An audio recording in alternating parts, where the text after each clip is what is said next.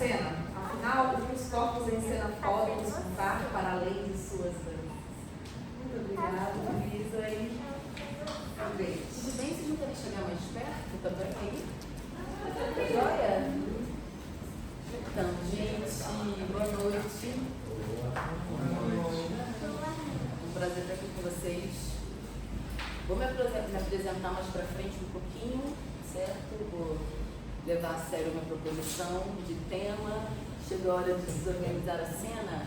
Vou desorganizar aqui um pouquinho as apresentações. No momento que daqui a pouco eu me apresento, tá bom? Bem, hoje eu trouxe o título do nosso encontro como perguntas e ignição dessa conversa. Que são esses que eu vou adiantou. Será que chegou o momento de a gente desorganizar a cena de dança?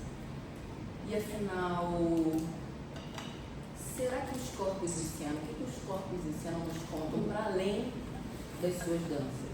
A gente vê determinados corpos em cena. O que eles informam para eles, os movimentos que eles fazem?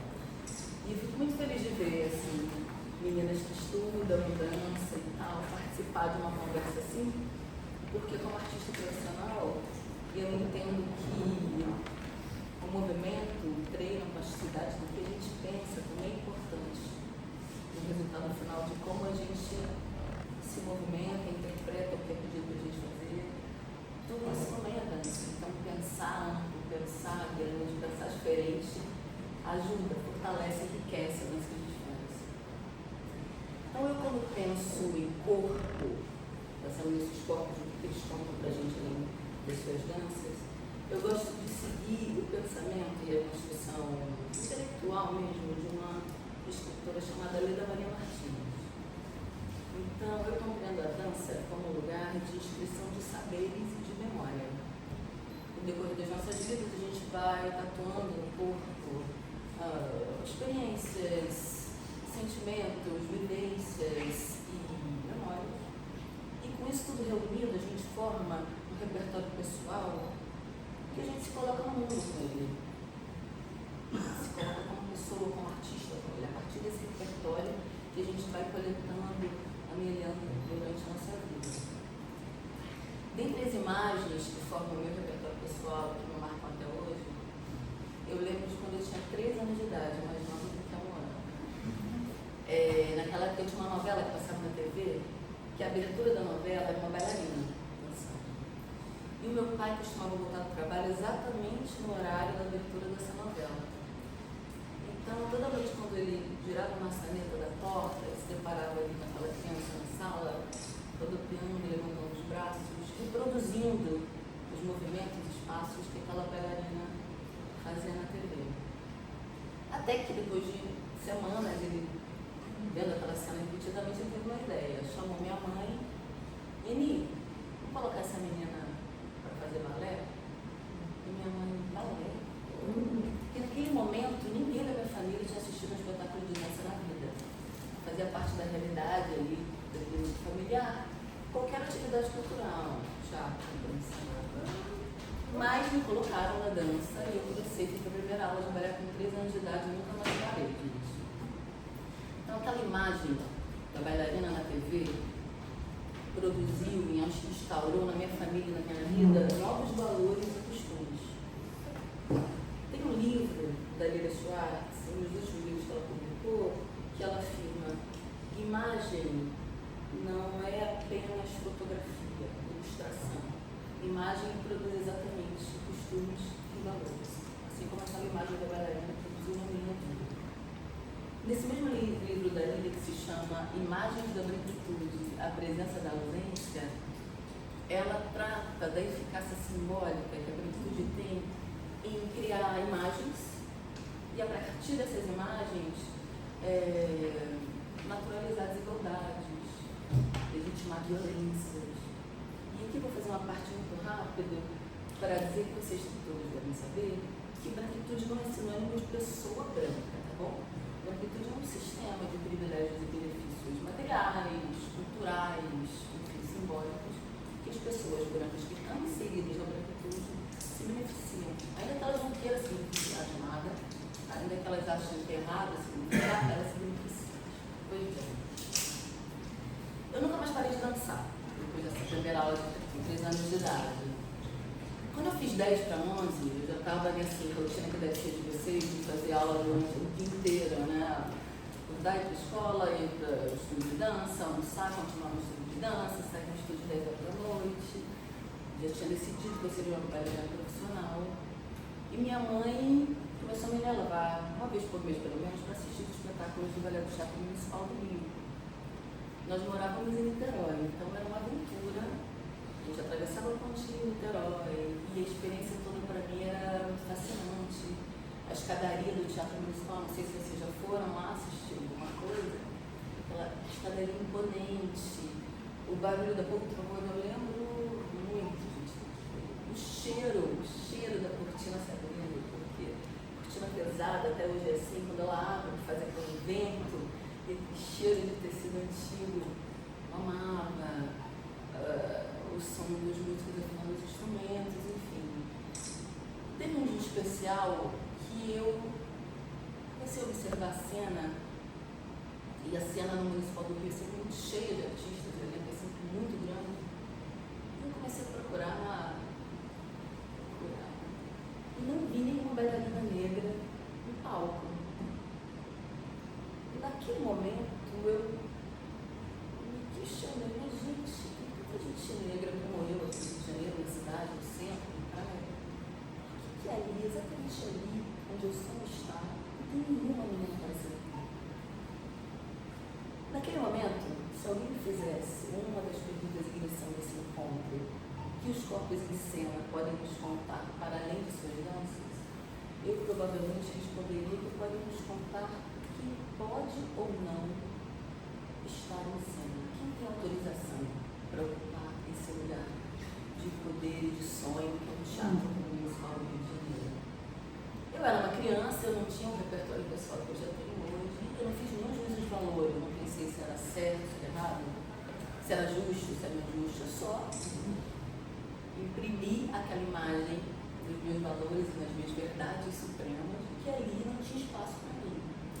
Mas naquele momento eu resolvi traçar planos e estratégias, imagina, uma criança de 10 anos, estratégias que pudessem me fazer me tornar uma bailarina, ainda que aquele lugar ali não me desejasse, né?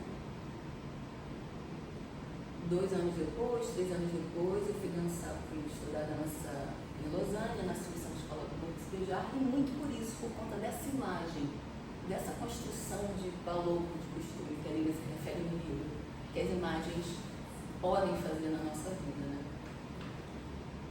O interessante é que, em nenhum momento da minha formação, nunca ninguém se sentiu incomodado com essa ausência.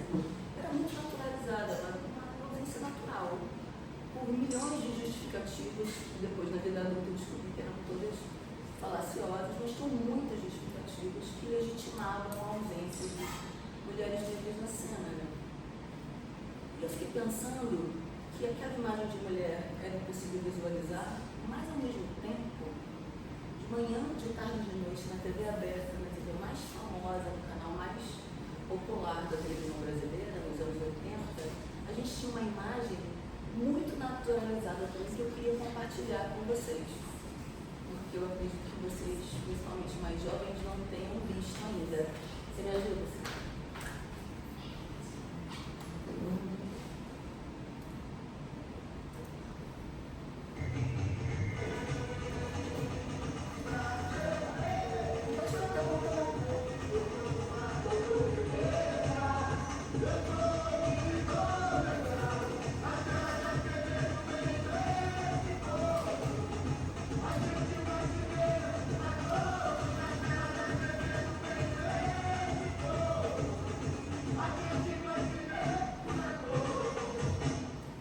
Então, gente, obrigada. Essa imagem é de uma dançarina negra sambando, nua na TV. Nua. Então, nem naquele momento, anos 80 e nem agora, eu consigo imaginar uma mulher branca dançando nua na TV. Não tem caminho. Então, era inimaginável ver uma mulher negra dançando balé clássico do Teatro Municipal, mas uma mulher negra sambando nua na TV,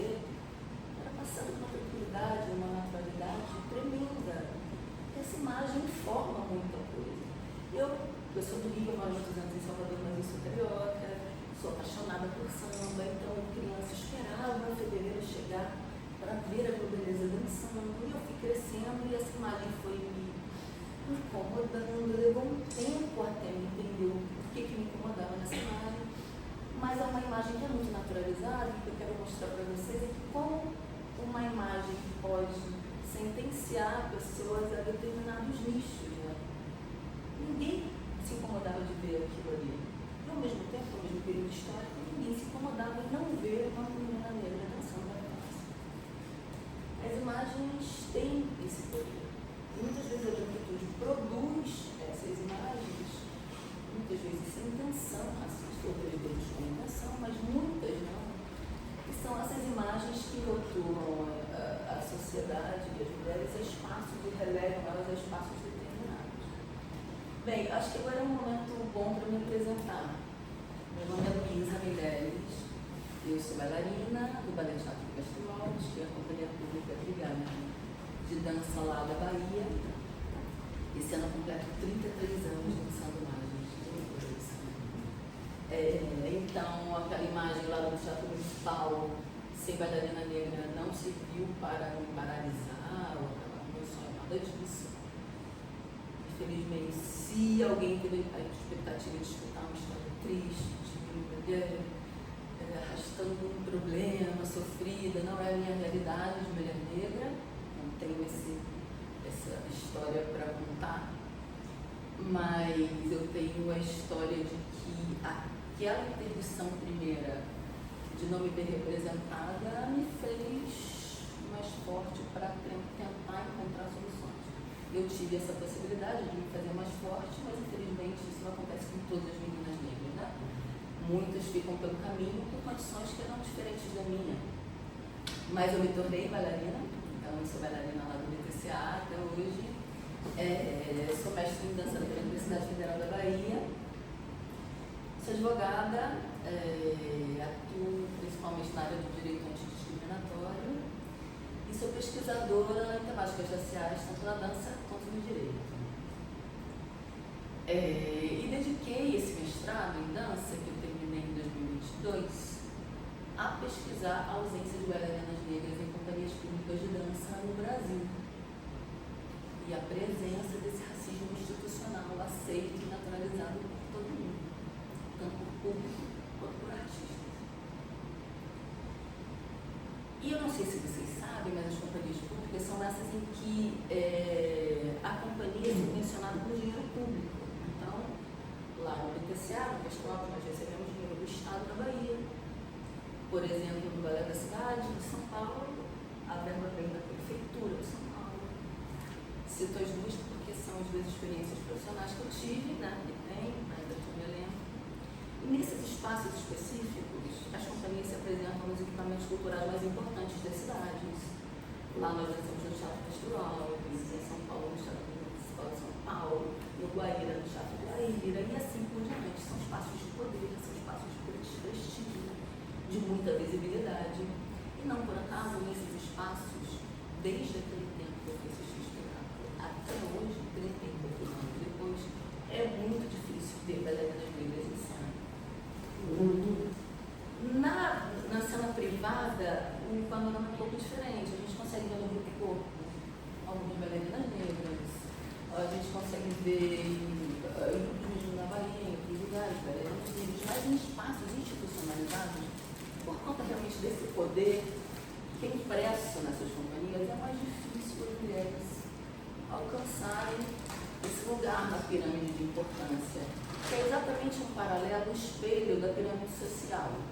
Quando a gente pega números da PNUD, por exemplo, que é o programa das Nações Unidas para o Desenvolvimento Humano, as mulheres negras estão lá embaixo na pirâmide de trabalho. São as menos pior pagas, elas recebem menores remunerações quando são admitidas em algum emprego. Já tem mais dificuldade de chegar na pirâmide, cargos direcionais, de empresas e tal. E na dança é a mesma coisa. Por isso eu dediquei minha pesquisa a esse universo em que eu estou inserida há tanto tempo, e é um universo que eu acho especialmente violento exatamente por circular dinheiro público. O dinheiro que ser público deveria obedecer por exemplo, os ditames da nossa Constituição, né? Não sei se vocês sabem, a nossa Constituição Federal tem lá como seus objetivos principais: desenvolver uma sociedade justa e solidária, uma sociedade em que o acesso a um mercado de trabalho específico é cerceado para mulheres negras, impede que elas tenham emprego e renda, que elas adquiram bens de consumo primários. Não sei se vocês conhecem o mercado de dança no Brasil, fora de companhias públicas, são muitas privações, as pessoas não conseguem viver de dança se tenham outros empregos, né, para conseguir ter uma renda que conseguir sustentar a sua própria família. Então, por esse ponto de vista legal, jurídico, social, humanitário, é uma aberração isso acontecer. Mas não acontece só no Brasil. E eu vou trazer aqui um exemplo para vocês do que acontece, Sinara, preciso de você de novo, por favor. Do que aconteceu com uma colega minha lá em Berlim, na Companhia Pública de Berlim, que eu gostaria que vocês acompanhassem, a Chloe.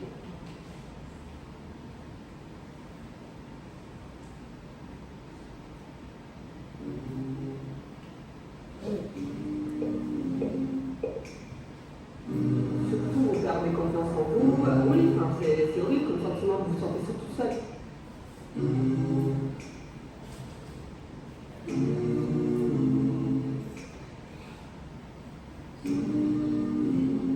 Je m'appelle Chloé Lopez-Gomez, je suis la première femme de couleur à avoir intégré le Staats Ballet de Berlin, je viens de Nice.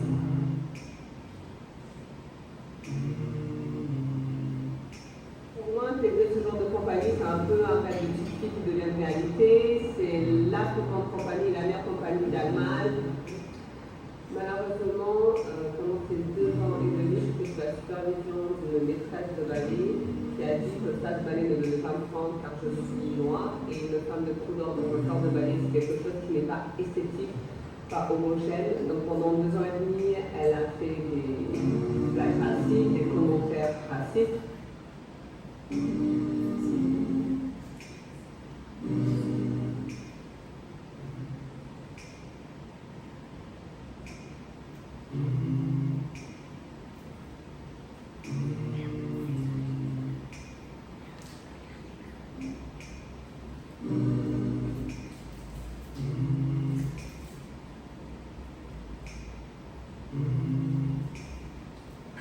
Même si vos collègues soutiennent, ils ne peuvent rien dire, parce qu'ils sont dans la même situation que vous, ils ont fait des contrats de 1 an, l'institution en soi ferme les yeux, vous vous sentez très seul. Et même à l'heure actuelle que j'ai pris la parole, je me sens plus seule que jamais, parce qu'il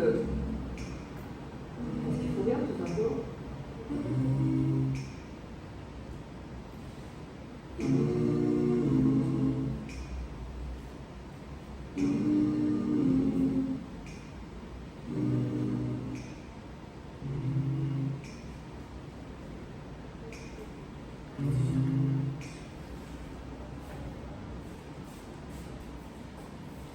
Obrigada, Sinara. Então, eu trago esse exemplo de fora para apontar 2 coisas. O racismo institucional está presente em instituições no mundo inteiro, não é só no Brasil. E lá, como aqui, alguma coisa começou a ser feita a partir de pessoas de dentro do sistema. Tem uma intelectual americana que fala muito sobre a importância de ser uma forasteira de dentro, a Patrícia Hill Collins. Lá a Chloe foi essa forasteira de dentro, forasteira no sentido de ser única, então está sempre como forasteira de um grupo proeminentemente branco. E aqui eu, como bailarina no Teatro Castro Alves, de dentro do sistema também foi a pessoa que começou a mexer um pouco, friccionar um pouco esse solo lá na minha companhia, e a partir de então uma pesquisa de mestrado e que deu frutos em outras companhias do Brasil, que mais para frente eu vou falar um pouquinho. A importância das pessoas negras se insurgirem, ainda que solitárias e sozinhas, contra o sistema, sem medo de serem apontadas como otimistas, fazendo epidemia ou algo parecido. Porque o que estão fazendo é se insurgir contra o sistema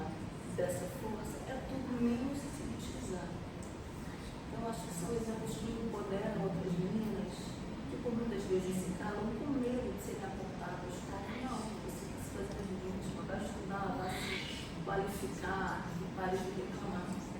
Receba crítica, receba impedimento de entrar numa companhia como uma coisa que te motive a melhorar. E fique calada, para que o mistério sistema nunca mude. O silêncio em todas as situações é o pior caminho.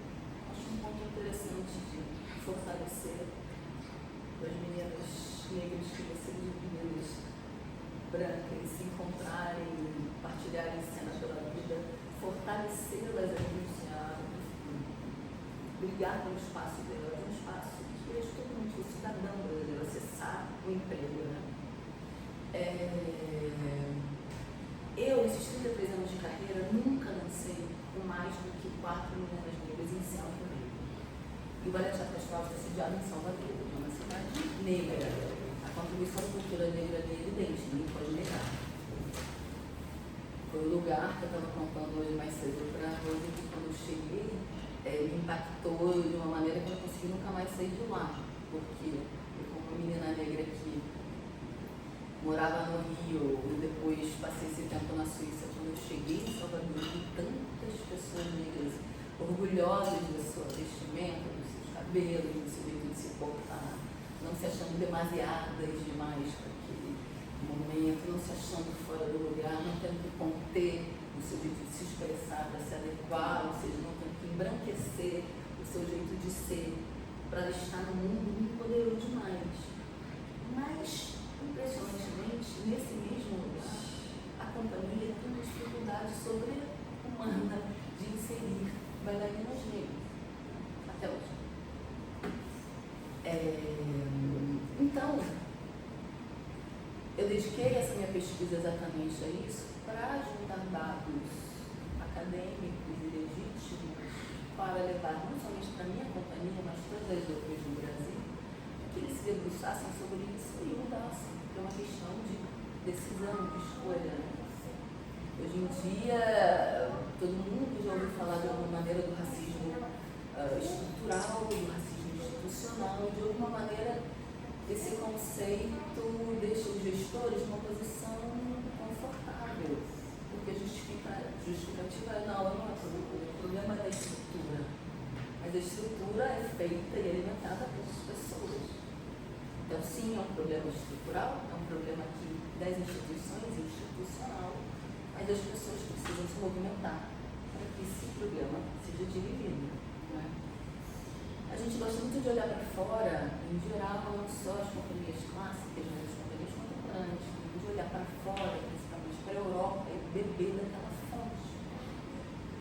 E nisso a gente também aprende aquelas imagens, assim como foram imagens que marcaram a minha vida, as imagens de companhias brancas muito homogêneas, né, com corpos iguais, peles iguais.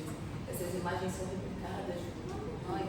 Eu gostaria muito que a gente replicasse coisas boas, como por exemplo que a Ópera de Paris fez há pouco. Você deve saber, né? Todo o complexo da Ópera de Paris, que inclui escolas de dança, conservatórios de música, orquestra e o balé da Ópera de Paris, eles construíram um protocolo para o objetivo é bem,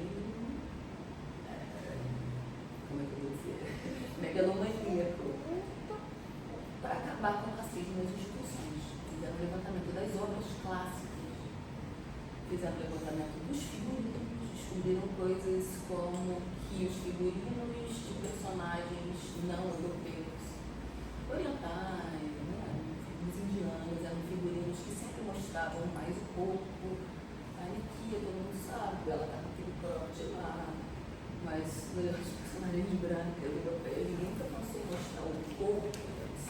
Então fizeram um levantamento, uma autocrítica e entenderam que desde a contratação de pessoas não brancas era complicada, como a retratação e o figurino dado a elas. Toda a imagem que era vinculada para pessoas não brancas era uma imagem que a gente merecia, que as objetificava.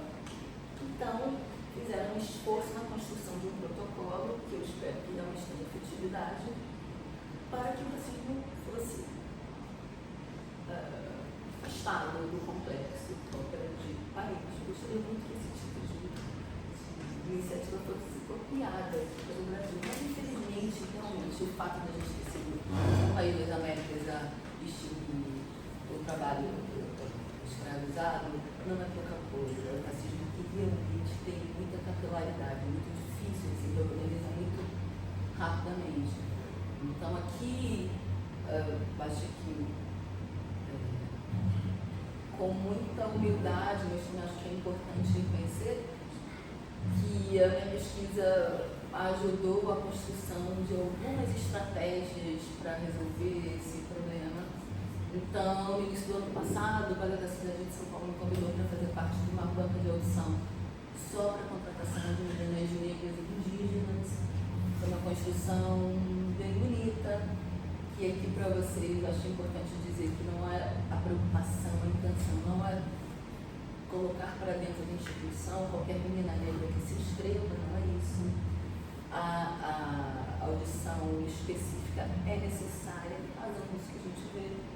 Tem algum problema aqui, se a gente não consegue contratar no país negro, nós temos a maioria negra, pretos e pardos, constrói, segundo o IBGE, essa massa negra da população brasileira.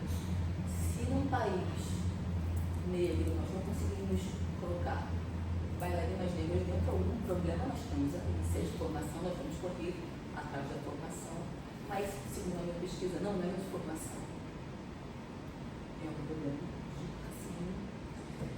Então, vamos implementar ações que a gente consiga mudar esse panorama. Então, ter audição específica é importante para isso. Muitas meninas negras não se inscrevem em audições porque nunca passam. Meninas negras talentosas. Muitas meninas negras não se inscrevem em audições porque repetir o convívio de concorrência com meninas brancas em condições, em qualidade de armas desiguais, causam gatilhos nelas, elas têm crise de ansiedade, elas têm medo, elas não vão. Então, são algumas justificativas importantes para fortalecer a importância de se fazer audições específicas. E mesmo nessas audições específicas, a banca examinadora não pode ser, em sua maioria, branca, porque a branquitude constrói essas imagens no decorrer da nossa vida. Eu jamais vou afirmar que uma pessoa branca não vai contratar uma menina negra porque ela é racista, porque ela faz um trabalho de autocrítica diário para não ter atitudes racistas no dia a dia, mas a construção de valores, a construção do que é belo para ela, foi pautada em imagens da branquitude. Porque para a mulher é muito confortável estar sendo nua sem dúvida. A linha dela é bonita ali, a gente admira uma mulher negra, assim, que linda que ela anda. Aquele corpo específico naquele lugar. Então, essa pessoa branca que teve, forjou todo o seu arcabouço mesmo estético e artístico, pautado na branquitude, para ter dificuldade em encontrar a beleza de uma menina negra, como a Chloe, como eu, como a Ingrid, como a Marcela, que agora está no Balé Teatro Municipal do Rio, dançando lindamente os primeiros papéis, mas é uma caminhada. É difícil, então a gente não pode fazer uma audição só com pessoas brancas. Uma série de ações e de atos que a gente precisa mudar no dia a dia para que essas meninas sejam incorporáveis aos companheiros. E para além disso, gente, para além do caráter que eu, como advogada, sempre gosto de ressaltar que é uma questão jurídica, uma questão humana. A desigualdade social perpassa pelo universo da dança. E não adianta a gente se ressentir da criminalidade, se ressentir do ambiente fora do nosso universo, se no nosso universo a gente é conivente com o racismo, por exemplo. Né? Então eu gosto sempre de ressaltar. Mas o aspecto mais relevante nesse momento com vocês que eu gostaria de tratar é do valor realmente artístico de inserção dessas meninas nas companhias. Lélia Gonzalez, já falecida, e Sueli Carneiro até hoje fala sobre a importância, sobre como é impossível negar que a identidade brasileira, a cultura brasileira, é completamente forjada na negritude e na contribuição dos povos originários que aqui já estavam também no início do Brasil. Tá? Não é à toa que a gente tem hábitos culturais, hábitos alimentares, dança culinária, todos pautados na negritude, muitas vezes a gente nem sabe o que é. A negritude é responsável por essa originalidade que a cultura brasileira tem. Não é à toa que a nossa cultura, que é o amálgama do que é vivido aqui no Centro-Oeste de vocês, do que é vivido, a experiência que vocês que moram em Goiânia têm e colocam no movimento, o movimento que vocês fazem também perpassa pelo repertório pessoal de vocês que é construído aqui. A beleza que vocês fazem aqui, com a beleza do que é feito no Rio de Janeiro, com a riqueza do que é feito na Bahia, com a originalidade que é feita no Amazonas. Agora passou uma menina de Manaus, que vai da cidade, é uma coisa, na audição a gente ficava impactado com a beleza e a potência do movimento de uma menina, que se a gente não tivesse um olhar já racializado, de repente ela nunca entraria numa audição, porque ela tem um corpo, parece um ciborgue, muito grande, magra, mas muito musculosa, e se mexe com aquele corpo musculoso e lindo, com um rosto indígena quadrado, ela parece uma pajé, sabe, de uma beleza estonteante, uma coisa que você fica impactada, aquele corpo, aquela forma física, uma técnica absurda, que salta muito, gira 3, 4 piruetas com uma facilidade gigantesca, e a beleza de ver aquele corpo se mexer. Essa diversidade de Manaus, com a de vocês, com a minha, com a Rio de Janeiro, é essa diversidade que o Brasil tem. Será que não é isso que impacta tanto a nossa cultura, o mundo? Será que é exatamente isso que faz a diferença, que enriquece o nosso repertório? Será que é o jeito que eu vejo o mundo com uma menina negra, com uma mulher negra? Será que é o jeito que eu ofereço movimento numa companhia contemporânea em que diariamente você é incitada a dar a sua leitura do movimento, a sua construção de mundo naquele movimento? Será que não é o meu jeito? O meu lugar do mundo tão diferente do seu jeito, dentro de cada um, que é tão interessante na nossa vida? Eu, quando vejo o Balé da Cidade se apresentando depois da mudança do elenco, obviamente, né, por motivos óbvios aqui, né, o meu interesse de pesquisa já fiquei encantada, mas é impossível negar o impacto que é ver pessoas tão diferentes e tão qualificadas fortalecendo o elenco. A gente, como artista, não pode ter medo de diversidade, a gente não pode acreditar que a diversidade é igual a menos qualidade. Ao contrário, diversidade é igual a excelência. Uma menina negra que tem possibilidade de entrar na companhia, ela entrega excelência, porque ela sabe que aquela oportunidade ali foi muito difícil de alcançar. Estava conversando com uma coisa hoje de manhã, que eu tive uma formação clássica, eu tive a oportunidade de ir para a Europa. Eu tenho um físico que me aproxima muito em algumas coisas ao físico da juventude, na juventude especialmente, muito longilínea, muito magra. Eu tive uma educação em escolas que eu nunca tinha estudado nenhum intelectual negro na minha vida, então isso também forma o meu jeito de me expressar, de como eu falo. Eu nunca morei em localidades conflagradas por tráfico ou violência. Quando você mora nessas localidades, você vê de se mexer, que é diferente. Então, eu nunca tive isso. Eu nunca fui de uma família rica, minha família era pobre, mas que experimentou uma ascensão social, porque meu pai, um homem negro, passou no concurso público federal, investiu todas as posses dele na minha criação. Então, eu sempre estive na melhor escola de inglês, na melhor escola formal, na melhor escola de dança da minha cidade. Então, eu convivi com muitas pessoas brancas durante a minha vida. E eu não seria sincera se não dissesse que isso também constituiu o jeito que eu me movimento até hoje. Eu não posso jogar isso fora, apesar de cada vez mais valorizar a pessoa negra que sou. Então, todo esse meu background me fez palatável. E sim, eu consegui entrar numa companhia pública também por causa disso. Isso não quer dizer que eu não tenho mérito próprio. Isso não quer dizer que eu não tenha me destacado em várias matérias que eu não tenho empenhado. Mas mas eu ser uma mulher negra de não pele retinta faz toda a diferença. Eu ser uma mulher negra que me comporta de uma maneira, que falo de uma maneira Y, e não falo de uma maneira Z, faz a diferença.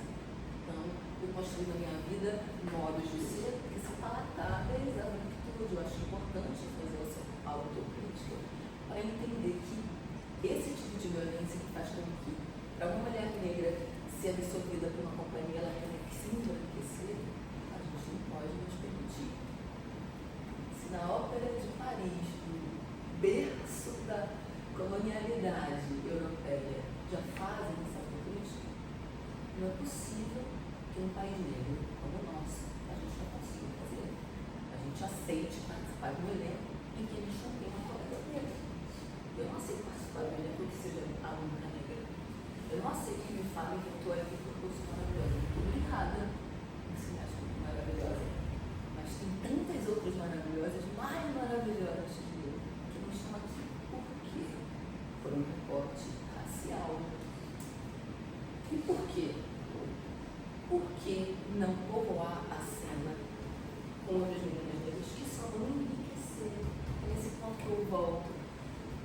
É importante a gente tentar imaginar uma cena que seja rica de tudo que a cultura brasileira tem de melhor, que é a sua diversidade. E entender que a diversidade, de novo, é sinônimo de excelência, pode ser sinônimo de excelência. Em nenhum momento eu vou advogar a causa de vamos fazer audições, a menina negra que se apresentar, a gente contrata, porque a gente não. Se ela não estiver preparada, se ela não tiver condições, ela não será contratada, mas ela não será contratada a partir de uma análise não racista. Para isso, a gente precisa adotar uma série de ações para que essa autocrítica seja de fato eficiente. Eu, na minha pesquisa, descobri, já estou me encaminhando no final, eu quero muito conversar, ouvir de vocês.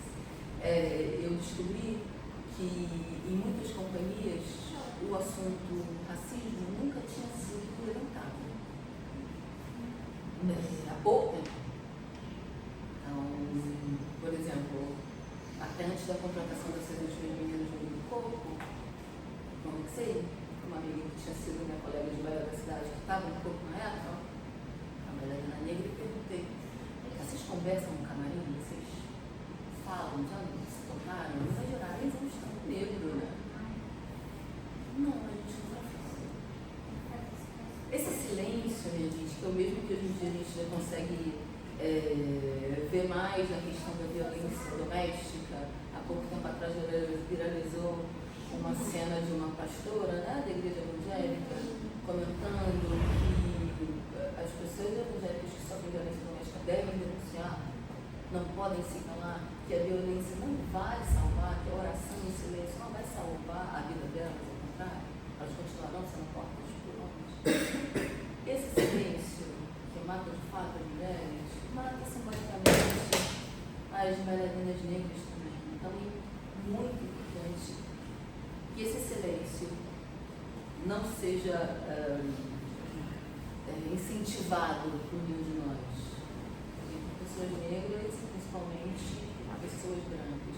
Que esses assuntos desconfortáveis estejam na pauta dos ensaios das escolas, dos ensaios das companhias, que essa seja uma pauta que seja discutida desde como estão se fazendo lá na Brasileira, da escola até a companhia. Quando esses profissionais de dança se profissionalizem e cheguem em cena e se transformem em coreógrafos, em gestores, em jurados de competições de dança, esse tema já esteja na mente, na cabeça, nos corpos, nos corações das pessoas. E que seja nominado. É importante, nos últimos dias eu também vi denúncias de pessoas da dança. A última vez foi de uma mulher, mas já de homens também, denunciando algumas competições. E não por acaso são pessoas negras que recebem notas que estão abaixo do que elas acham que merecem. Isso tem nome. Começa a denunciar aleatoriamente. E se psicologia a gente fala a importância de nomear as doenças e as questões para que a gente encontre soluções. Não basta só reclamar de um problema, precisa ter coragem de nomear. O nome disso é racismo. Podemos ter medo de nomear. Vou ser processado, vai resolver na justiça. Você vai conseguir mostrar no processo judicial que isso é racismo. Racismo foi o que aconteceu. É importante que você tenha coragem de denunciar e de se nomear. Não é para brigar, não é para criar guerra, não é para criar ambientes conflagrados que ninguém consiga trabalhar. Não, isso é para criar ambientes que sejam saudáveis para receber essas pessoas que estão se preparando e vão entrar. Essa é a minha realidade, que ninguém vai poder deter. Pessoas negras vão entrar na família, elas estão se qualificando cada vez mais para isso. E para que elas entrem e que consigam compartilhar com a plateia, com os colegas de trabalho, a sua excelência, elas precisam de ambientes saudáveis, ambientes que entendam a complexidade que é trabalhar com pessoas negras. Então é isso, minha gente, coragem para denunciar, para apoiar, porque o que vocês vão ter de volta serão ambientes criativamente mais complexos e por isso eu entendo que mais interessantes para vocês e para a plateia que receberão os resultados desse amálgama cultural, né, que se chama Brasil. Eu agradeço muito esses minutos que troquei aqui com vocês e, lógico, se tiverem alguma coisa, alguma ideia, alguma pergunta para fazer, pode é para isso, viu? Muito obrigada.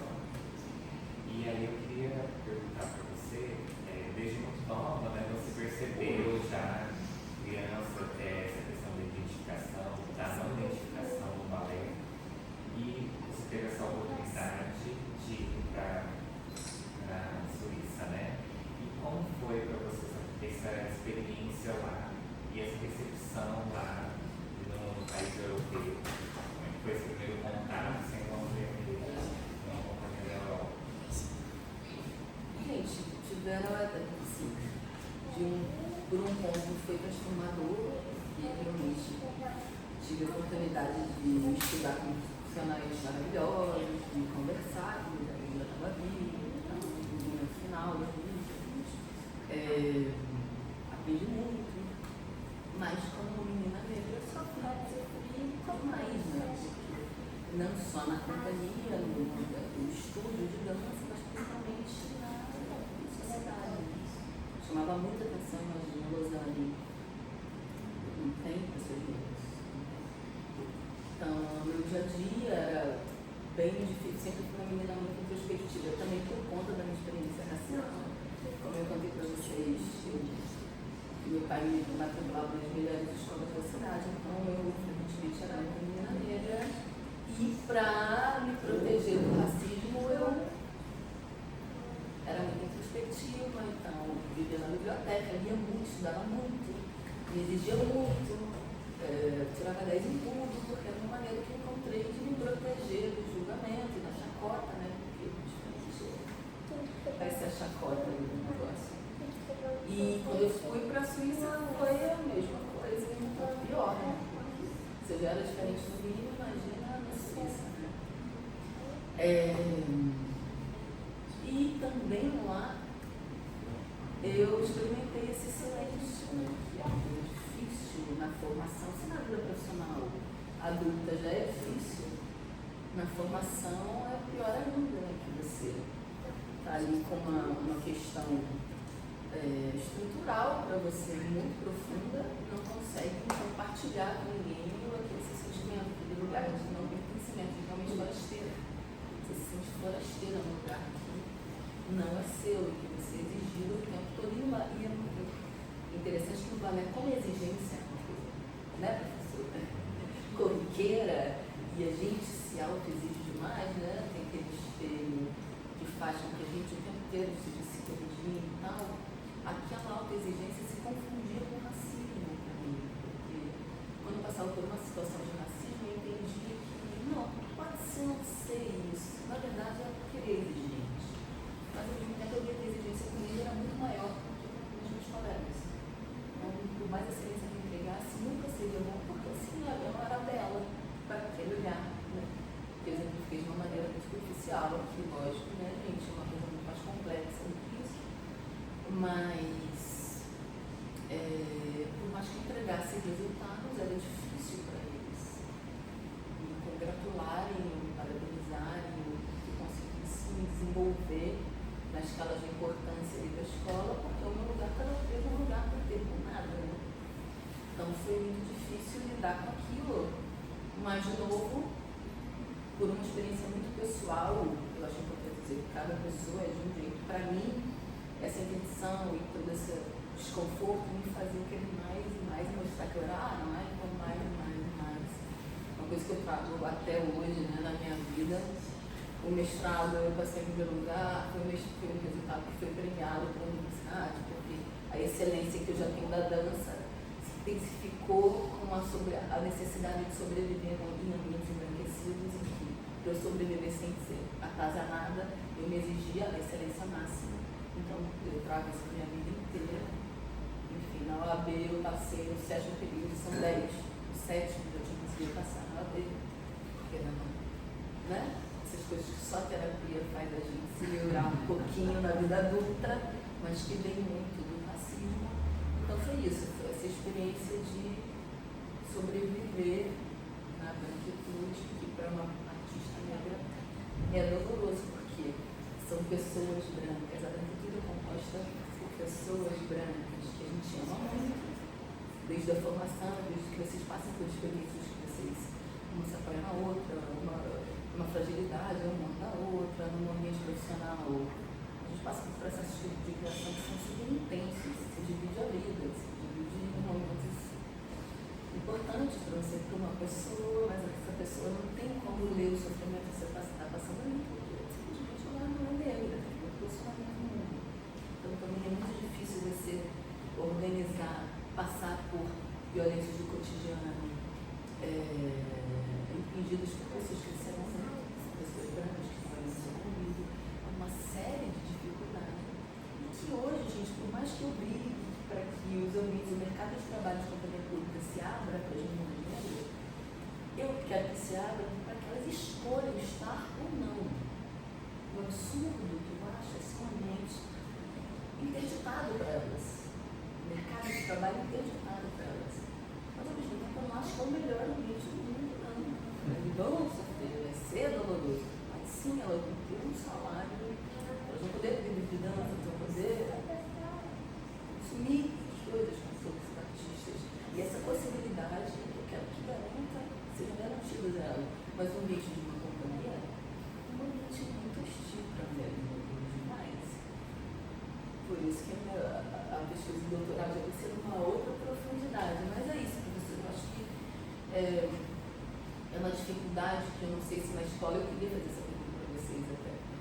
Se na escola existem meninas negras, se as meninas convivem com colegas negras no seu dia a dia, porque se tiver, é bem provável que para ela seja bastante dolorido viver no mundo assim.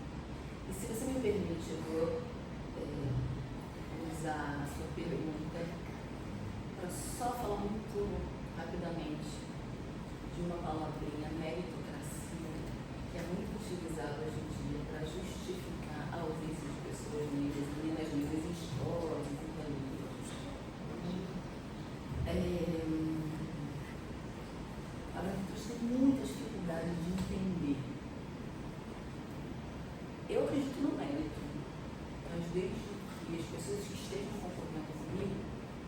saem do mesmo ponto de partida e estejam na mesma condição que eu.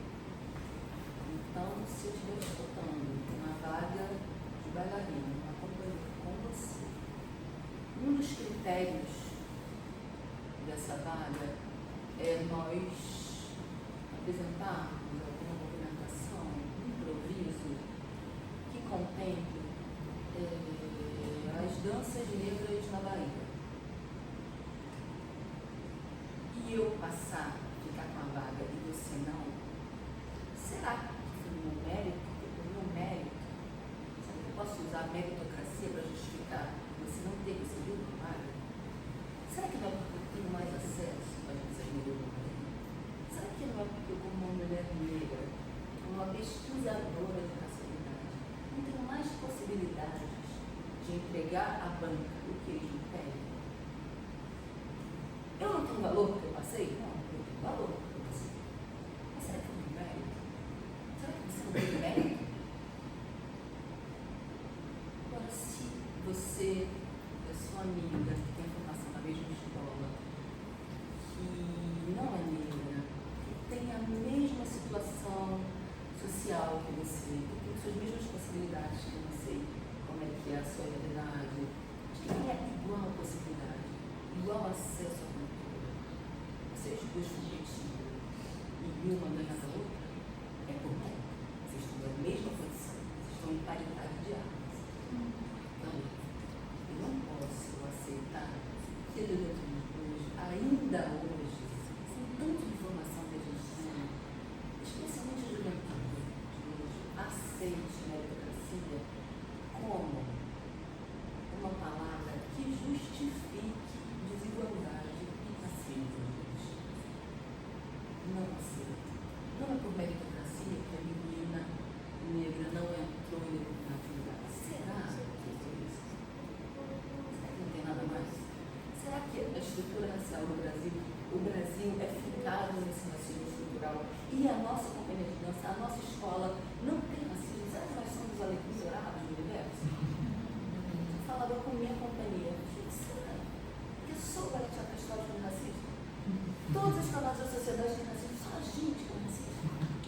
Será? Então não usem meritocracia, por favor, para justificar desigualdade racial. Não dá, gente, porque são pontos muito diferentes de partida. E não, as pessoas nem saem de pontos diferentes. Eu contei aqui para vocês que eu não sou rica, nunca fui, na minha formação também não fui, mas eu nunca vivi uma experiência de tanta restrição financeira, material, como a maioria do povo negro vive em comunidades flagradas pela guerra mundial. Então, eu tenho amigos que dançam, que moram em comunidades, que têm horário de subir e descer, eu nunca vi essa realidade. Esse trauma de chegar, sair, essa tensão. Então, a minha entrega artística vem de um outro grau, meu corpo não tem esse trauma. Eu tive todas as rejeições do dia, eu tive amigas que tiveram isso. Então, mesmo eu sendo uma pessoa negra, eu não posso competir com outra pessoa negra em outra canção e dizer, foi meu mérito. Peraí, eu tomava todinho na minha infância. Você que nunca tomou, sabe?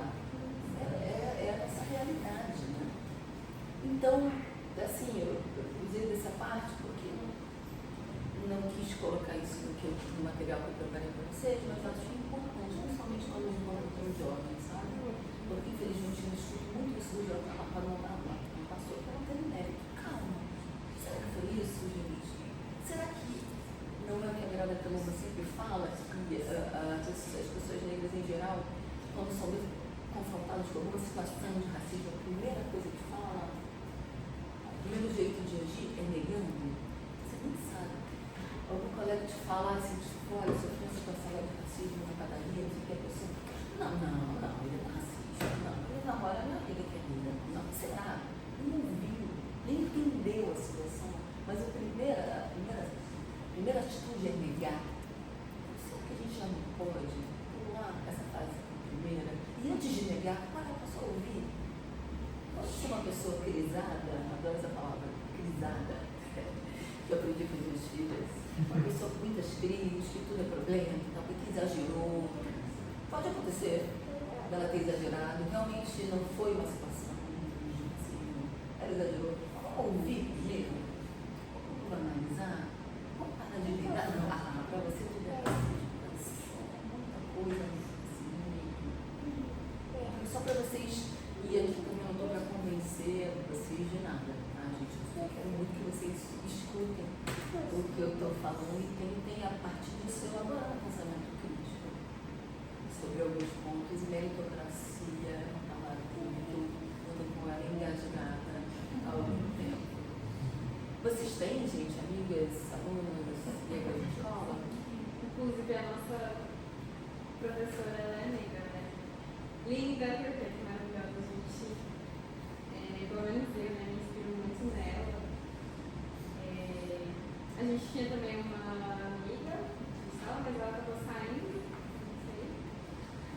E, assim, lá na escola também tem outras crianças, tem mais outras crianças, né? Tem muitas crianças negras agora, são crianças maravilhosas também. E é muito bom ver que o brasileiro também abre essas portas, sabe? No próprio edital tem cotas, né? Então é muito bom se ver.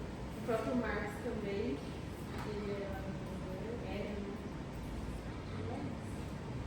Penso que são esses camadas, né?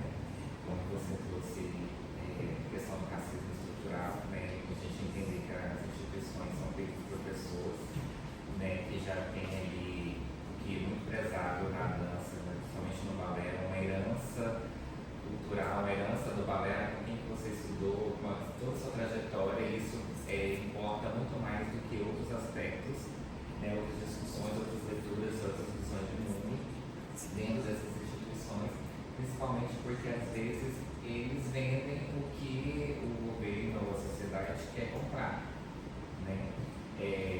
Nós estamos assim caminhando a alguns passos não tão rápidos, né? Mas hoje mesmo nós tivemos uma reunião com a direção. Nós somos uma escola pública e somos conveniados com a Universidade Federal. E em reunião com a universidade, uma questão que foi levantada por mim justamente era a questão de que nós temos um edital que prevê 60, acho que se não me engano, 60 ou 65% das vagas para alunos que estejam, aí eles colocam tudo no mesmo balaio, né? Pessoas com deficiência, pessoas negras, pessoas com vulnerabilidade social, e aí a escola não dá conta disso e principalmente nós não damos conta de colocar o edital em prática, né? Então assim, cada área tenta articular da melhor forma possível para minimamente a gente conseguir fazer um processo seletivo que a gente já consiga realizar a cota, porque na verdade ele não é tão claro. Cada área vai desenvolvendo de uma certa forma. E aí às vezes a própria gestora, que é uma universidade pública, federal, não consegue estar ali como suporte, né? Não só como gestora, mas das discussões que permeiam a universidade também. Às vezes a gente não consegue encontrar esse ancorador assim, para a gente de fato lutar por essas questões, né? Então assim, está lá previsto no edital, se vira, faz como dá, não temos dentro do próprio sistema como filtrar, né? Então a gente vai ali no olhômetro, no achômetro, porque às vezes as pessoas não se autodeclaram, né? Às vezes as pessoas não têm a leitura que nós que já frequentamos a universidade, por exemplo, temos de ler um edital, por exemplo. Então essas pessoas vêm da periferia, de vários lugares, apesar da nossa escola ser uma escola centralizada, né? Então nós temos ali crianças que moram na região metropolitana, que pega 3 ônibus e tem gente que paga de Mercedes motorista, né? Todos ali compreendem. Então eu penso que se um edital que propõe 60% de pessoas com vulnerabilidade social e pessoas negras, ainda a gente está aquém em relação, né, à nossa realidade. Claro que nós temos, mas a nossa maior questão é de fato ter pessoas que fazem a instituição ser o que ela é com com esse olhar voltado para esse lugar. Né? Então, acho que às vezes a gente pensa, eu me sinto assim, como passinhos de formiguinha, né? Contra uma questão maior. Então, a todo momento parece que você tem que provar, justificar o óbvio em alguns pontos, né? Porque essa questão está muito institucionalizada, acho que não só na nossa escola, né? Mas em vários outros pontos, justamente porque atrelado a isso vem toda essa tradição que o Balé traz. Né? Então são muitas camadas assim, para serem analisadas, processadas e caminhar para de fato que a gente consiga dar não só, acho que a gente está vendo assim, quantos anos tem a nossa instituição, por exemplo, quantos marcos conseguiram chegar lá.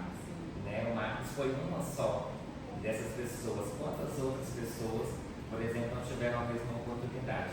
E quando você traz a questão de bagunçar essa cena, desorganizar essa cena, eu acho muito importante, até para as próprias alunas nossas que estão aqui, que apesar de não serem mulheres negras, né, a dança é tão complexa. Na própria nossa instituição, nós temos muitos grupos.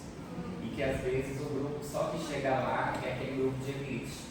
Então, por eu não estar dentro daquele grupo, por eu não vou ser bailarina, não vou me realizar profissionalmente. E aí, quanto mais essas outras bailarinas negras, que também não conseguem chegar dentro do próprio instituição, no grupo A, no grupo B, no grupo C, por serem negras ou por não atingirem aquele nível que se deseja. Então, para além dessa questão, tem tantas outras ali no meio do caminho. Então, de certa forma, a partir de pensar o racismo na dança, né, como a gente consegue, a partir dele, desorganizar essa cena a partir do racismo e a partir de tantas outras questões que vão permeando, né? As questões sociais, questões financeiras, porque nós, por exemplo, temos uma bolsa que é do governo do estado, que é para bailarinos. E o nome, o quesito, o critério da bolsa chama-se mérito artístico. Então, assim, como que eu tenho o caminho que o Marcos Vinícius, por exemplo, trilhou, ele está concorrendo com outro bailarino que tem um biotipo mais longilíneo, um outro perfil europeu e que passa mais piruetas, sendo que ele não tem condições mínimas de sobrevivência. E que mérito é esse? Né? Então, são muitas questões assim que vão desde o chão da escola até o governo, por exemplo. Né? Então, muitos caminhos, muitas coisas para a gente pensar. Muito, e assim, te desejo coragem. E exatamente isso, você ilustrou exatamente o que eu estava falando. O racismo estrutural é feito disso. Até quando se tem a intenção de ajudar, a escola de assédio era por isso, a minha pesquisa para a inserção de mulheres negras, porque todas as companhias são obrigadas por lei a oferecerem cotas de assédio, mas as cotas eles absorvem o quê? Homens negros. E os homens negros carregam mulheres brancas, estão nesse lugar de subserviência, de força física, de objetificação, se fortalecendo o racismo que a gente quer quebrar. Então, até para ajudar, o racismo faz de um jeito que nos prejudica.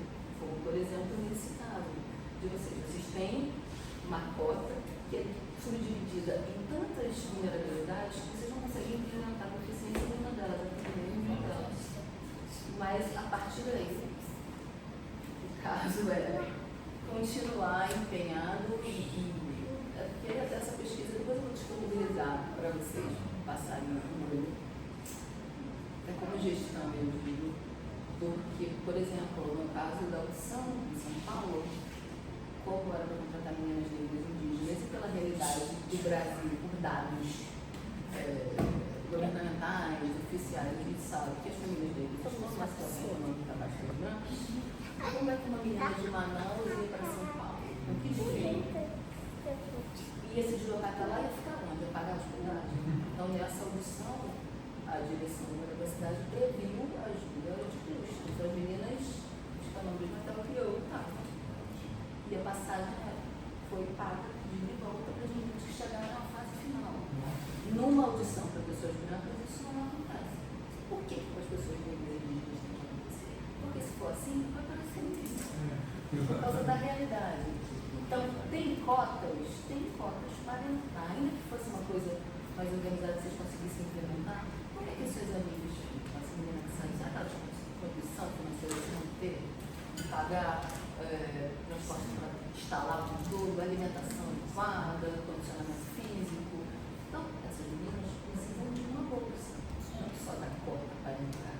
Então, são várias ações que algumas vezes desenvolveram no Estado, que, além disso, a gente precisa estar atento para realmente resolver a questão. Porque a gente não resolve e só fortalece ainda mais essa visão dos homens negros, por exemplo, identificados que eles têm na sociedade.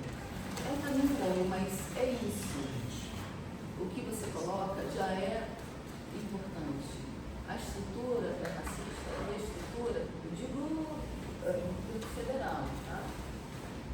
É mandada por gestores. Então, eles implementam uma lei e obrigam vocês a executar essa lei e se virem. Isso é a cara do racismo estrutural. A estrutura não muda. Vai lá. Cabe a vocês, gestores, vou fazer o chá revelação para vocês, infelizmente. Cabe a vocês agora meterem a mão nisso e agirem contra o racismo estrutural. Porque assim é. Tem racismo estrutural, mas para combater ele só o trabalho de pessoas, como vocês. E uma questão que é interessante também é quem representa, quem a gente escolhe para representar esse povo, as instituições de dança, por exemplo. Porque às vezes passam muitos bailarinos negros que conseguem um mercado de trabalho, mas geralmente quem que é o aluno que é visto, esse aqui é o aluno que saiu daqui, que brilhou, que está na companhia tal. Essa imagem, né? Qual a imagem? Qual a imagem que representa aqueles espaços, né? Que às vezes a gente consegue muitos.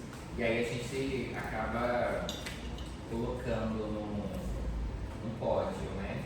Quem tem a condição de representar, de levar o nome e dizer, saiu da escola, saiu da escola B, mesmo tendo várias outras pessoas que passaram por ali. Tem que desorganizar essa cena aí.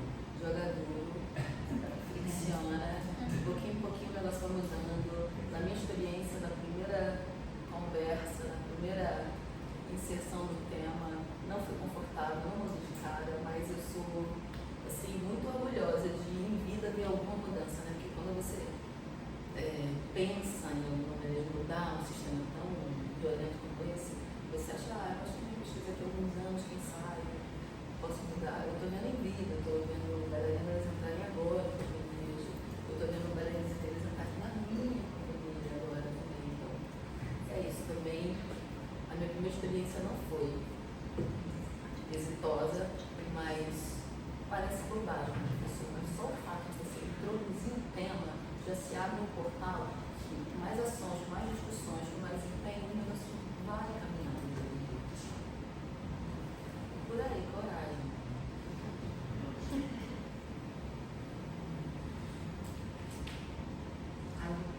Vai, então.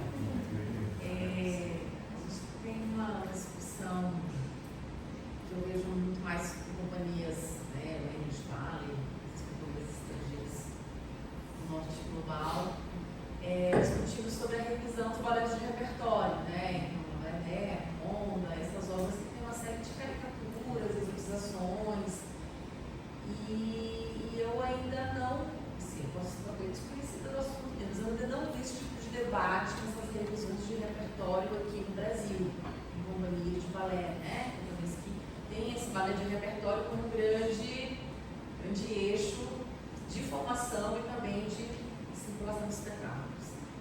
E eu queria saber se você já foi chamada por alguma companhia de balé, escola de balé, para fazer parte de uma comissão para revisar, né? Porque eu vejo muito no Instagram, assim, as pessoas compartilhando, porque é como pensar numa saída, né? Porque não tem texto, não tem um manual dizendo como fazer, como vamos remontar a bailarinas na parte de agora, né? Mas como que algumas companhias vão criando comissões e tentando reorganizar aquela cena, repensar o figurino, repensar a gestualidade. E E aí eu queria te ouvir um pouco sobre isso, assim, sobre esses repertórios e como é que você vê essa questão aqui nas companhias e escolas brasileiras. Então, mas eu trouxe o exemplo do complexo lá da Tecnologia, eles fizeram exatamente isso. Principalmente personagens não europeus eram os outros, né? O problema está no outro, né? A Grada não fala muito disso, né? Da outridade, que é diferente do meio, pode ser exotificado. Então, uma boa ideia é que esses personagens são os esquisitos, são os que a gente pode, de alguma maneira, tratar algum demérito, né? Mas aqui a gente tem muita dificuldade e eu fico impressionada porque até no mundo jurídico já se constrói ações antirracistas mais corajosas do que na Rússia. Eu fico impressionada. O CNJ, a Justiça, tem um protocolo de antirracista dos juízes, são obrigados, quando vão resolver alguma questão que tem a raça no meio, está atento a alguns pontos. Na Rússia, de uma dificuldade, tem uma companhia pouco, balé lá na BH, como o Palácio das Artes, exatamente o Palácio das Artes, que também, a partir da minha pesquisa, fizeram uma audição para bailarinas negras, indígenas, fizeram essa audição, contrataram uma menina. Agora há pouco fizeram uma outra audição, já não era mais isso, já não contratou mais ninguém. Tinham meninas que passaram na primeira, que na modalidade não foram chamadas, por conta dessa dificuldade, né? A gente avança um passo e retrocede 3. Né? E na escola, na formação, é uma loucura. Quando eu conto sobre isso, sobre a Ópera de Paris, a escola está debruçada nesse assunto, em escolas, várias linguagens de dança, mas principalmente de dança clássica. Hoje na tradição, ela está com.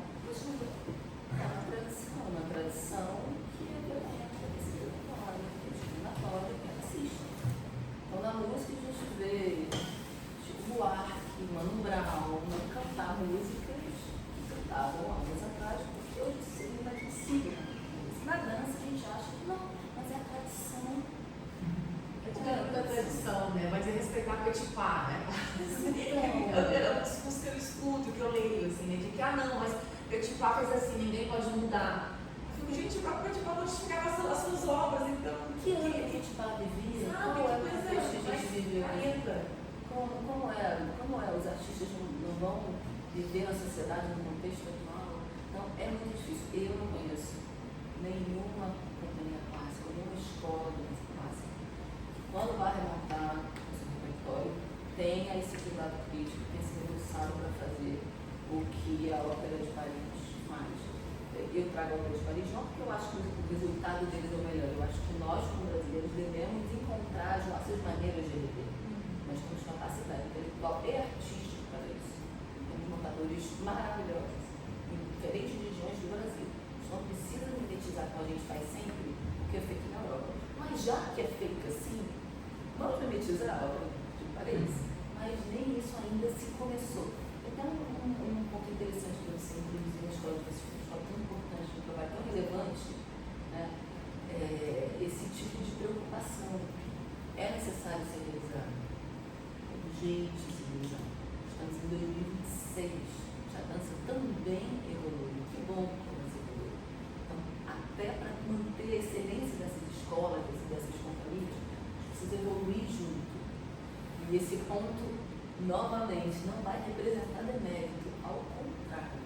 Quando a gente é confrontado com dificuldades dessa maneira, que eu disse, você tem que entender o repertório que você criou o seu mundo a partir daquele repertório, você só tem a possibilidade de mudar para melhor. Ninguém quer mudar para melhor. Aproveite essa oportunidade, porque se exige que você faça isso agora, na contemporaneidade, né? Pegue o repertório, vamos ver, vamos chamar as pessoas mais preparadas que escolhem, entenda que sejam mais preparadas, da companhia entenda que sejam mais preparadas, vamos nos debruçar e, obviamente, colocar profissionais negros nessa autocrítica, porque se novamente, assim como nas audições, se não tiver pessoas negras na banda, se não tiver pessoas negras capacitadas a fazer esse trabalho, infelizmente o racismo vai dar um jeitinho de se filtrar e a visão não vai ser completamente imparcial, sabe? Um ponto importante. Estimando o ano, que achei agradecido, parece muito interessante. Eu trabalho com dança há muitos anos em diferentes abordagens. Trabalho com brasileiro pela Universidade Estadual, onde eu realmente estou atado por ano assim, e danço também, trabalho com outras companhias, teatro também, por esse mundo há bastante tempo. E entrei recentemente no projeto do Ministério da Saúde, chamado Afirma SUS. Você conhece Afirma SUS? Não. Eu vi sua postagem no Instagram. Está curiosa para te conhecer. É um projeto novo do Ministério, que foi lançado agora, tem na verdade um programa com 122 projetos no Brasil inteiro, né, voltados para ações antirracistas de discentes de escolas públicas de saúde, aplicadas no convênio com o SUS. Então a gente tem um grupo na UEG para essa inserção onde a gente está dentro da dança e em parceria com a Rose discutindo dança e racismo. E não só, então, focado na dança também, em outros lugares, mas o que eu tenho visto, e a partir de experiências próprias, é que o letramento racial talvez seja um começo de uma percepção, né, e ação. Lógico, se você começar nas audições e nas discussões de refeitório, maravilhoso, qualquer lugar vai ser interessante. Mas acho que o letramento é um lugar, talvez, possível, né? Você tem essa experiência de trabalhar com letramento nas companhias ou universidades e você acha que é um caminho viável, né? Trabalhar agora, eu e o Rodrigo estamos trabalhando com letramento racial dentro do projeto. Então, né, eu e a Rose estamos ampliando isso para as universidades, para a formação, eu na fisioterapia, a Rose na dança. Então a gente está, né, tentando fazer isso crescer. Você tem essa experiência ou conhece alguém que tenha? Tenho, e eu acho que é basilar, bem antes disso aqui, tudo que eu falei. O letramento é necessário para brancos e não brancos, porque nós, pessoas negras, vivemos numa sociedade racista. Então, muitas coisas a gente precisa escavar e estudar também. O letramento racial é a base de tudo, porque sem o letramento racial a gente não consegue nem fundamentar a importância de uma audição assim, ou de uma mudança de repertório, nada. O letramento racial é o primeiro passo, eu acredito demais. A partir da minha pesquisa, eu comecei meio que instintivamente na companhia que eu trabalho, a Companhia Teatro Festival, né? Nesse trabalho de letramento. E com o convite do Balé da Cidade, não posso considerar que foi um trabalho de letramento, mas, enfim, tivemos uma atividade dentro dessa audição em que eu pude, com a companhia, tratar de temas importantes, ter esse papo comigo que é tão necessário a partir de uma pessoa de fora, que é importante também isso, né? Trazer um letramento de uma pessoa de fora daquele ambiente ali, que não está comprometida com as relações interpessoais que se desenvolvem na academia, nas escolas. É muito importante que professores e coreógrafos, diretores estejam capacitados para esse letramento, mas, na minha opinião, é fundamental que tenha uma pessoa externa que introduza temas e debates que são difíceis aí quando se tem alguma relação profissional com o cinema. Então lá tive uma experiência que foi assim, inicial de letramento, mas que também foi bem importante com o elenco do Balé da Cidade. Porque eles fizeram uma audição e conversaram com o elenco, mas eu achava fundamental o elenco estar preparado para receber essas pessoas. Então, essa atividade de letramento que eu tive lá com o elenco, eu acho que foi fundamental para eles receberem as meninas e para se fortalecerem também. Porque é isso. O óbvio no letramento racial, eu acredito que o principal seja de fato fortalecer a ambiência para as pessoas negras serem inseridas ali dentro, mas as pessoas negras precisam estar seguras e entendendo o contexto para não se sentirem mentalmente, para não surtarem com a história. Muitos balançam a entrada dessas meninas na audição. A última semana de audição foi presencial. as meninas na Ballet Cidade, faziam uma aula com a companhia, participavam da montagem do espetáculo que eles iam apresentar, com a banda, que estava coreografando lá, elas participavam daquele ambiente. Só a inserção delas na aula já friccionou, bagunçou e desorganizou a companhia de um jeito tão lindo de ver. A gente se criticando desorganizar como uma coisa boa, né?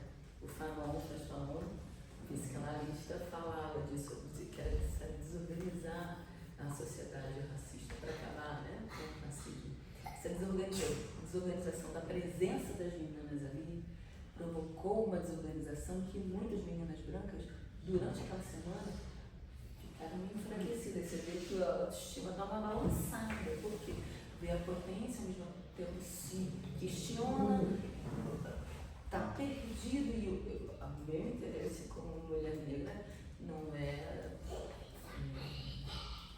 deixar que ninguém só tenha um sofrimento mental para receber as pessoas, ao contrário, para a gente até pior que a companhia esteja adoecida para receber essas meninas, ao contrário. Então, sim, o letramento é fundamental, tem alguma experiência e também tem nomes para indicar se você Com certeza. tiver. Você que tem que vir falar pra gente. Mas vai ser um prazer. Porque na dança, né, você provavelmente a pessoa mais especializada para falar desse lugar mesmo. Eu acho que é importante ter pessoas do nosso meio sempre, né? A experiência é outra.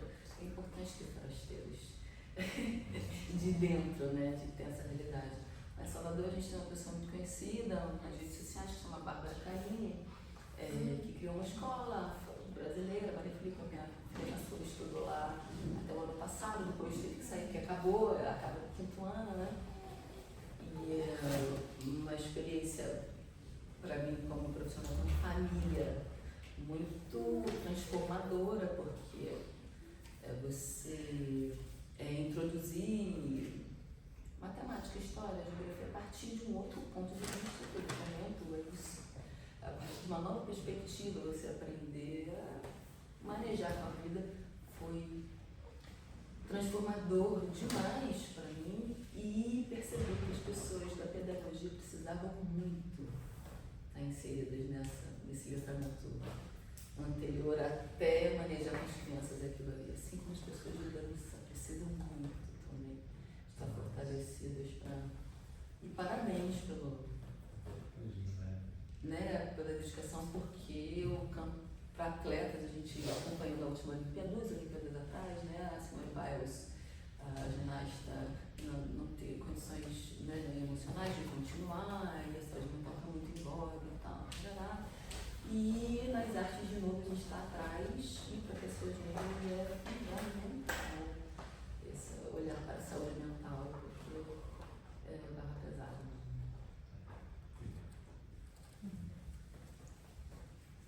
Eu vou comentar umas coisas rápidas, se tiver tempo aí. Então, isso mesmo, né? Desde janeiro a gente trabalhando, a gente está vendo também que foi surpreendente, mas a gente já esperava, né? Essa falta de letramento vem também das pessoas racializadas, né? Então, a gente também estava comentando com o Basílio, eu digo, em entrevista, se eu estiver contando errado, você me corrige. A gente uma conversa de corredor, mais ou menos, de sala do outro, mas que um grande bailarino nosso, que é lindo, e um pouco até retinto, fez o personagem principal, Quebra-Nozes, fez o príncipe Quebra-Nozes em si. E aí a televisão foi entrevistado, que era uma surpresa, então como é que ele se sentia com relação a isso, fazendo um personagem que é tão branco, né? E acho que uma das respostas que eu lembro do Rodrigo me falar, é só um exemplo, que aconteceu em outros lugares também que eu já vivenciei, é que ele falou, mas eu não sou negro, então ele não conseguiu se ver, né, se posicionar. E essa questão da ancestralidade também, né? De onde que você vem mesmo, né? Como é que você chegou enquanto desejo, enquanto perspectiva até aqui, né? E o que você quer para diante, tendo isso em consideração? Adriana, só que na questão de a pessoa ter a oportunidade de falar em televisão da importância de um bailarino negro estar representando o papel principal, talvez por não ter esse letramento suficiente ou ter sido pego de surpresa, não sei, mas aí ele voltou a pergunta, eu sou negro? Então, tipo assim, não que ele estava negando que ele, né, mas é mais ou menos isso. Mas mesmo nesse lugar, né, de se reconhecer ali, assim, não, é importante sim, a gente tem que estar ocupando as cenas, um negro pode fazer um príncipe, pode fazer, né, esse papel. Então é mais nesse lugar também. Às vezes as próprias instituições, né, a gente não debate isso, mas apesar que a gente tem uma escola de formação em dança, mas a gente fica só na formação corporal, né? Sim. E aí esses debates, eles não atravessam a gente, né? Eu acho que é importante, inclusive, cada vez mais a gente trazer os alunos para mais perto disso, para que quando essas situações aconteçam, né, a pessoa consiga se posicionar. Falar assim, sim, eu sou um homem negro, eu estou aqui, eu posso ocupar esse lugar, né? E também modificar a própria cena nesse sentido de reproduzir, porque o balé vem muito dessa reprodução, né? Eu aprendi com o meu professor que fez assim, aí eu vou dar aula para daquele jeito. Mas aí, às vezes a gente esquece de olhar para a nossa experiência, mas eu sou uma pessoa negra e eu sofri isso, então não vou reproduzir esse tipo de assédio, de violência, né? Então, nós, enquanto instituições, né, a gente está deficitário nessa questão de trazer essas discussões para mais realidade dos alunos, porque nem todos têm acesso à universidade ou a esse campo dessas discussões, né? Então acho que a gente precisa começar, né, Adriana?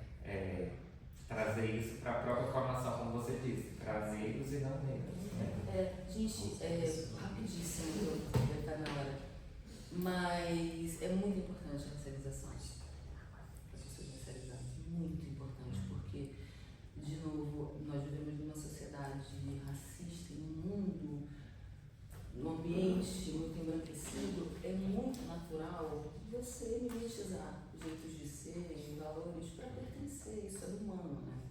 Do humano.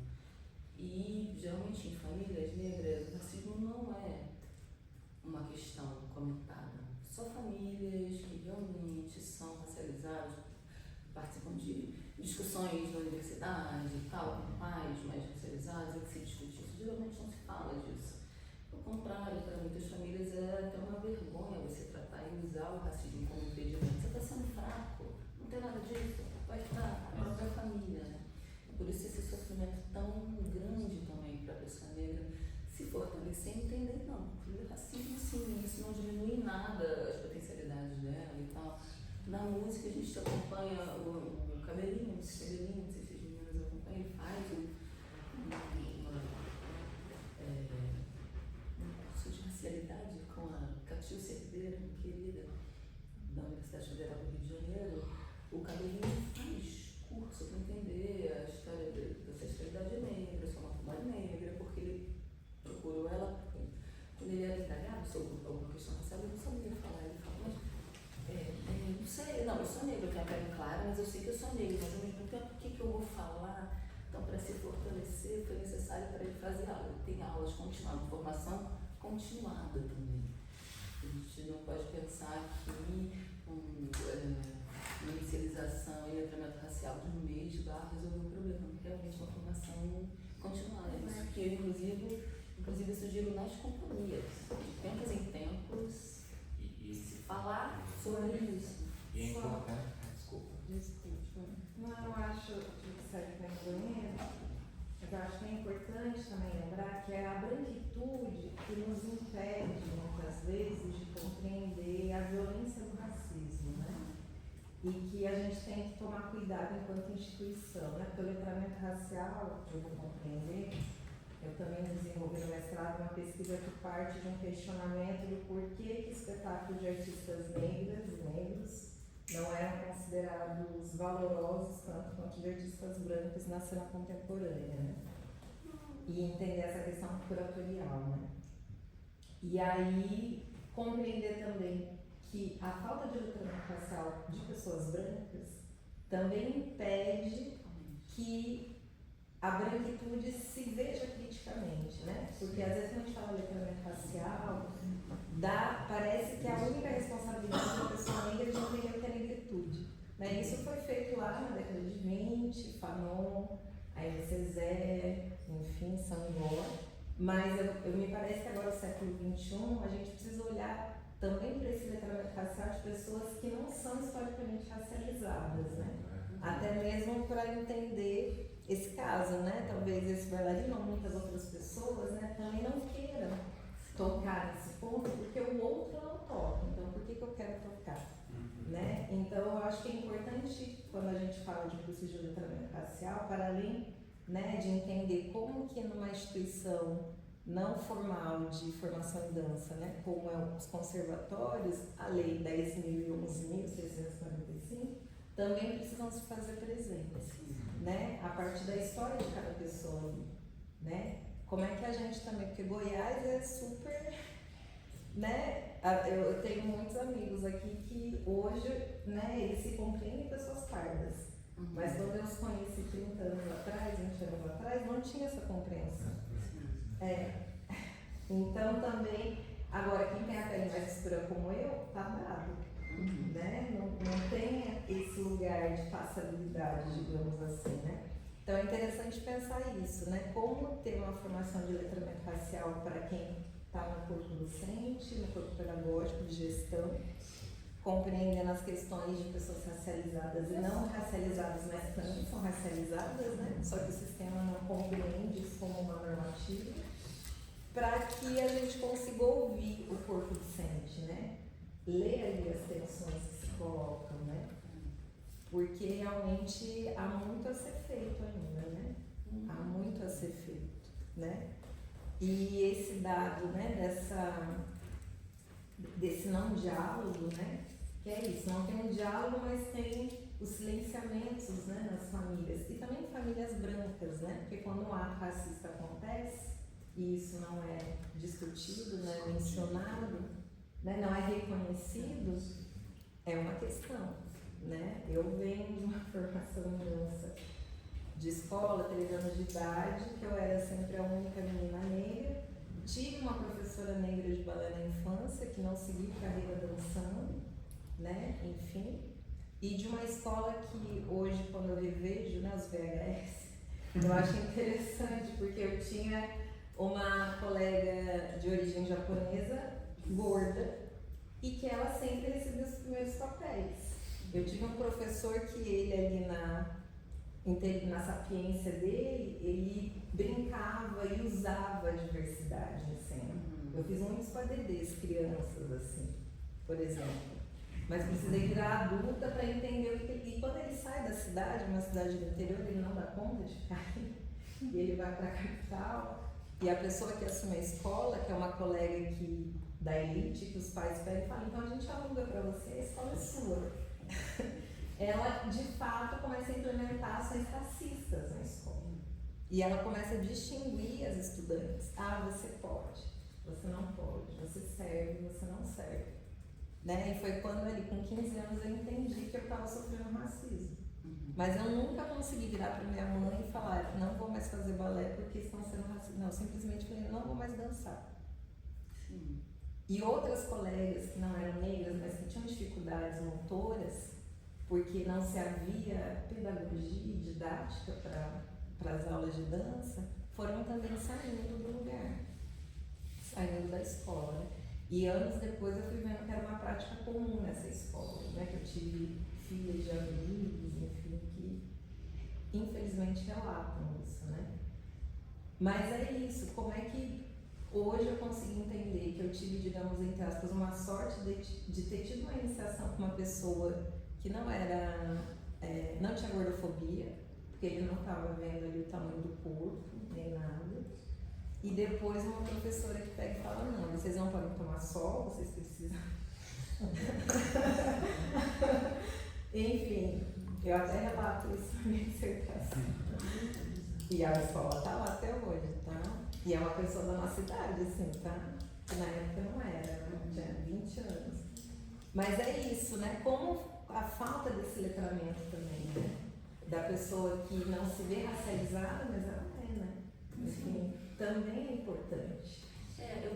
Bem por esse ponto de vista, porque o meu governo Moise fala disso, dessa animalização que a gente faz, né? Do negro. E para mim, analisar, esperar que a pessoa negra seja perfeita. É impossível um menino negro, por exemplo, que vive nessa sociedade, que não tem acesso a essa discussão, tem a força mental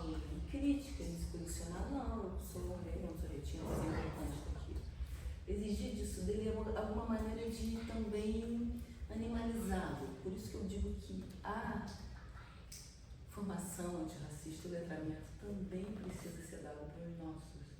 Só que em uma dimensão diferente para a branquitude. A branquitude precisa se reconhecer, se autocriticar e se racializar.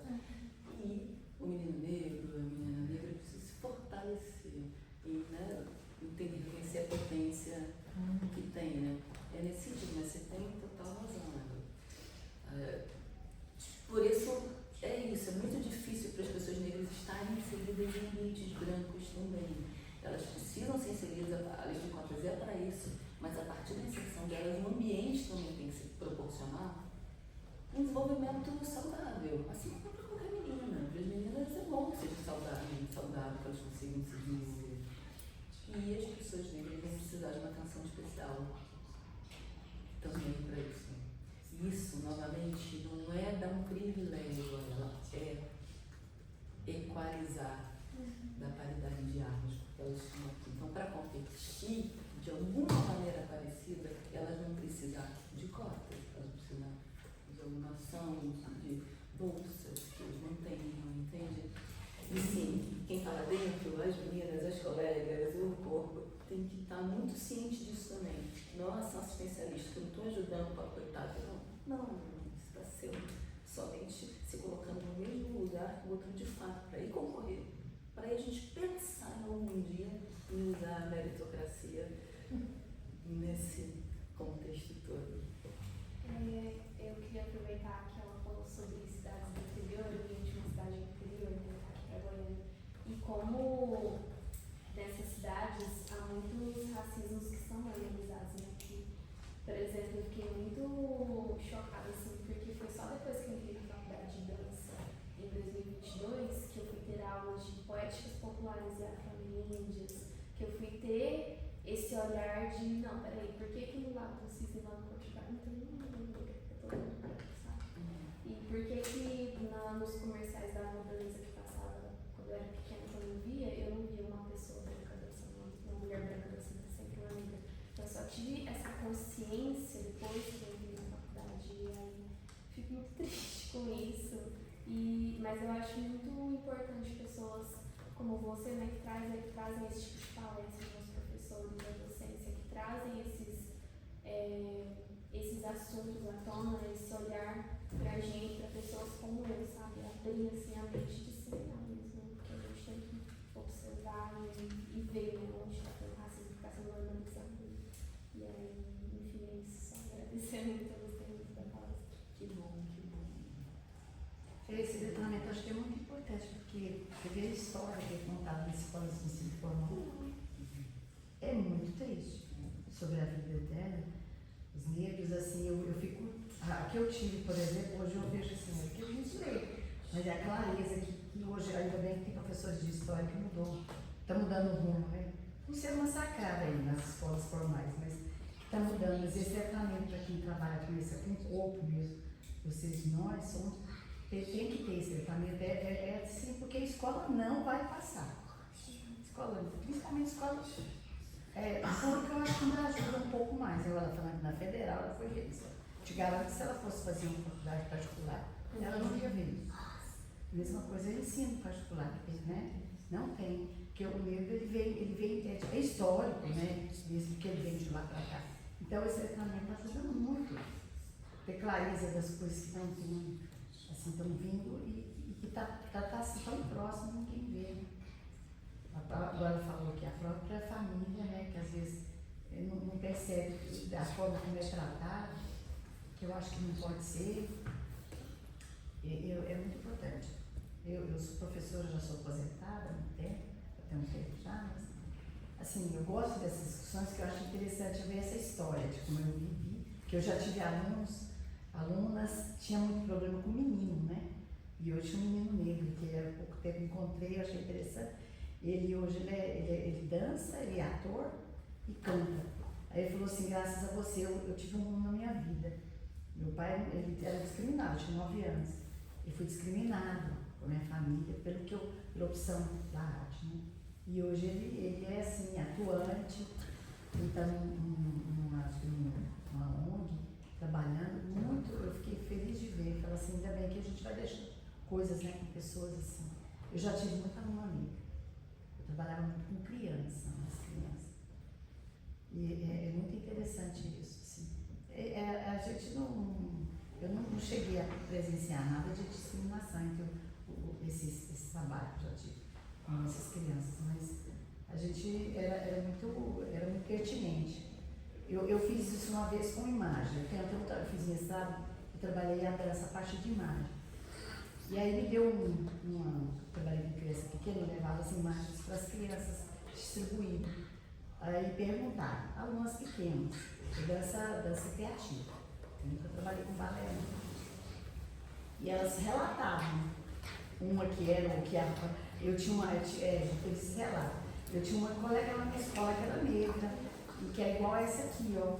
Aí então a imagem, você fala imagem, eu estou bem nessa história da imagem, porque eu trabalho com imagem.